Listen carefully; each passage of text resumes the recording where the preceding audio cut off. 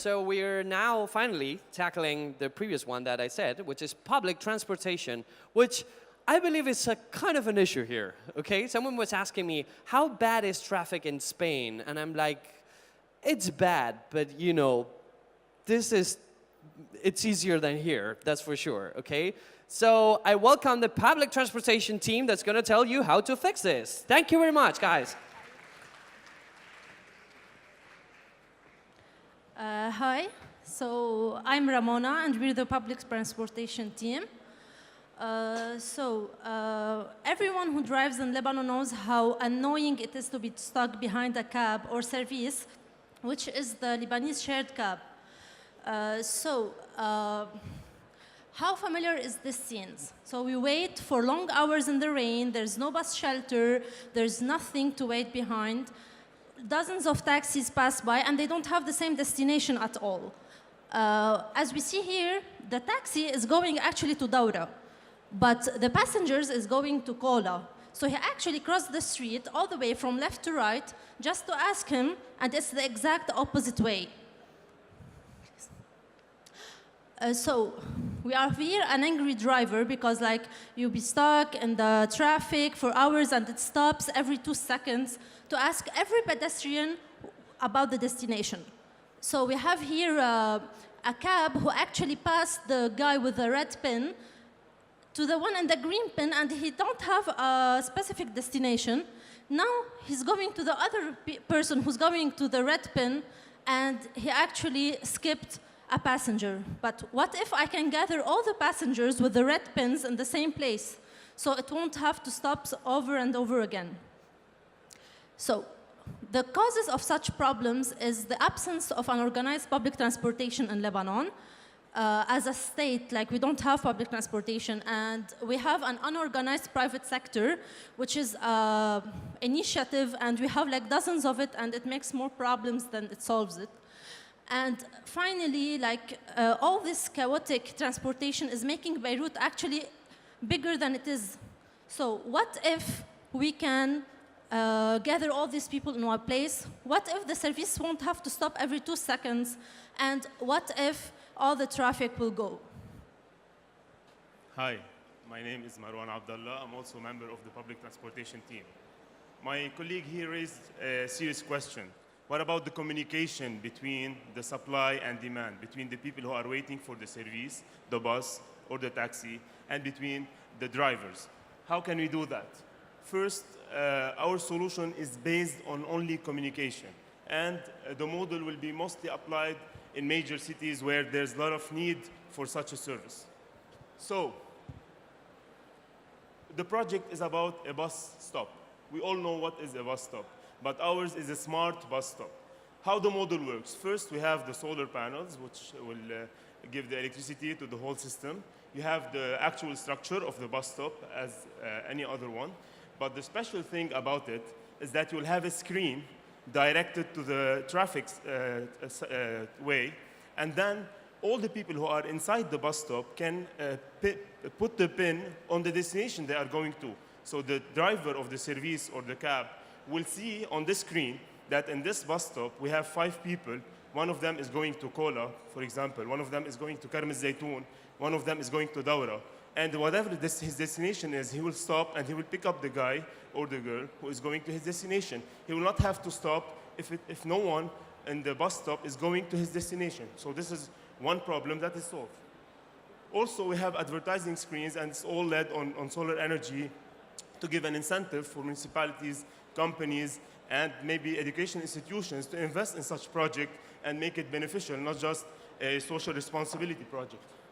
Also, it will create a de facto organization of the public transportation sector because people will rather sit or stand in this bus stop rather than sitting outside in the rain or in the sun while having the option of communicating their destination easily with the bus driver or the service driver.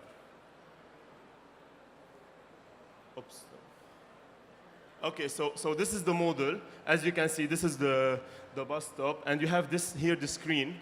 where all the destinations will be written, of course, in Arabic. And from the inside, you have a keyboard where every destination have its own pin, and you can just press on it, and it will appear outside on the screen of the bus stop. This is another style of the model. We have the solar panels, and you have also the ads that will be there. Also, one more interesting thing, that if your phone is off and you have no more battery, on the bench of the bus stop, you have chargers also led on solar energy to charge your phone and maybe call your parents or someone who will pick you up.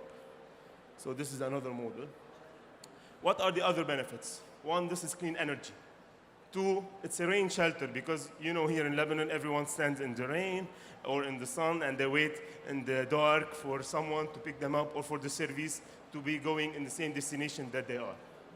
Third, it's an income for municipalities, and it covers the maintenance, because every company that will be advertising in this bus shelter or this bus stop will have to pay, and this income will go to the organization that put this bus stop on the street. For example, if it's the company, the university, or even the municipality. Also, it is a sustainable solution. Why? Because later on, if the state wants to do a plan for the public transportation in the whole country, they will have these bus stops already there, existing, and they can use them as actual bus stop for the public transportation system on the state level. So this is our idea. This is only one step in the 1,000 miles that we want to do here in Lebanon to be able to organize the public transportation system. I hope you like the idea, and thank you very much for listening.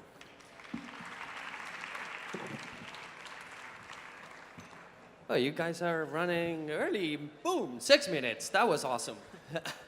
I really like this because I'm a big fan. I mean, So we win? Huh? So we win? Well, they have to choose you. You have to bribe them. No, sorry, we have an app for that. Okay, judges, questions.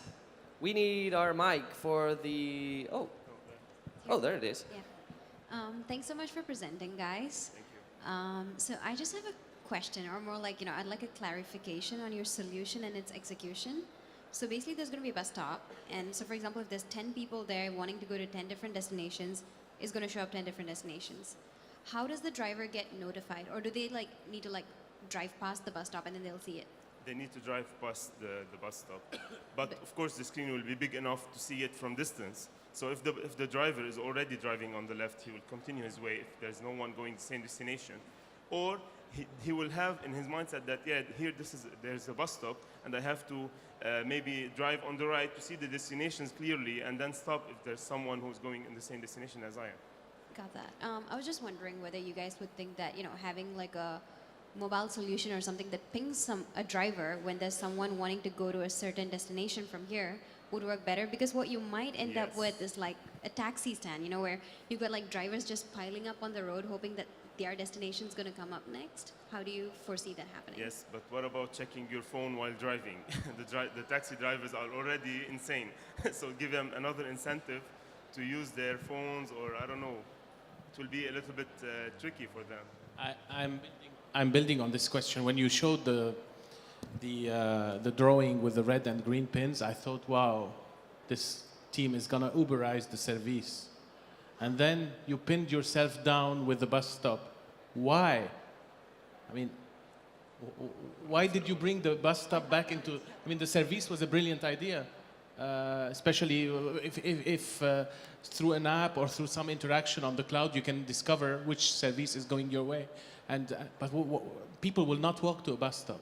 Actually, it could be done this way, but the problem in Lebanon that it is, for example, the service drivers, I can say it clearly that they are not so much into technology, if you want to put it this way.